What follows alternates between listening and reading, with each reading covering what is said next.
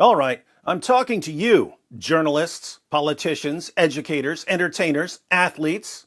Since you're all constantly lecturing the rest of us on what we should think and how we should behave, I have a simple question for you.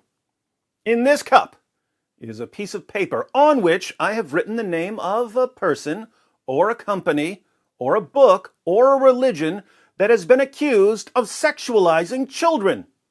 I'm not going to tell you the name in the cup yet.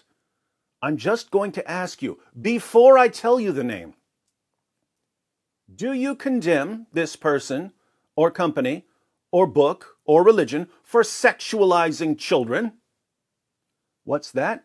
You can't answer until I tell you the name? Why is that? Oh, it's because depending on what the name is, your moral standards will suddenly change. So, if I tell you that the name in the cup is Netflix, and that Netflix has sexualized children in the film Cuties, you'll condemn Netflix and call for a boycott. But if I tell you that the name in the cup is Muhammad, or the Quran, or Islam, and that Muhammad and the Quran and Islam have sexualized children, you won't condemn them. Instead, you'll condemn anyone who so much as questions Muhammad and the Quran and Islam for sexualizing children. Oh, you don't think that Islam sexualizes children? Let's read Sahih al-Bukhari, 5133. There are way more passages than this, but let's keep it simple this time.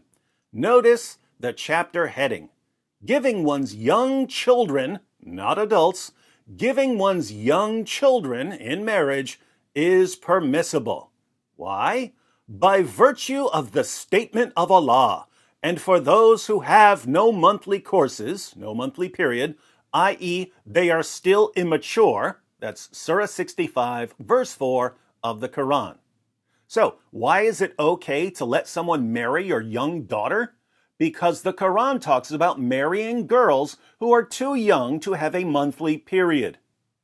And the iddah is the waiting period to divorce your wife if you've already had sex with her. And the iddah for the girl before puberty is 3 months in the above verse. So the Quran is laying down guidelines for divorcing prepubescent girls. And now, to illustrate the Quran's claim that marrying and having sex with a prepubescent girl is perfectly acceptable, Bukhari presents this hadith.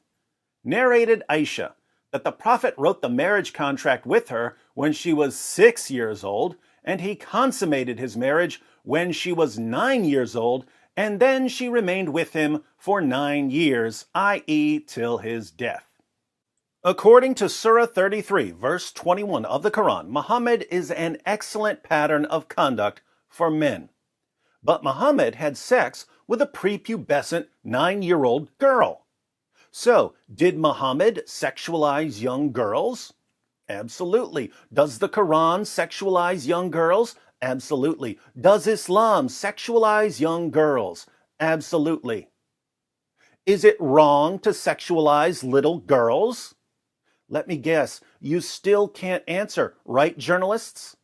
Right, politicians? Right, educators? Right, entertainers? Right, athletes? You can't say it's wrong because that would be Islamophobic. You can't say it's right because you'd be promoting pedophilia. So, you stay quiet. No, actually you don't. You condemn the people who condemn the ideology that sexualizes children. But when Netflix sexualizes 11-year-old girls who, let's face it, by Islamic standards, are practically senior citizens, suddenly your moral compasses start working again. Why does anyone ever bother to listen to you, you giant steaming pile of hypocrites and cowards? You want to know who's responsible for sexualizing children? It's the journalists and the politicians and the educators and the entertainers and the athletes who protect ideologies that sexualize children. That's right. It's you.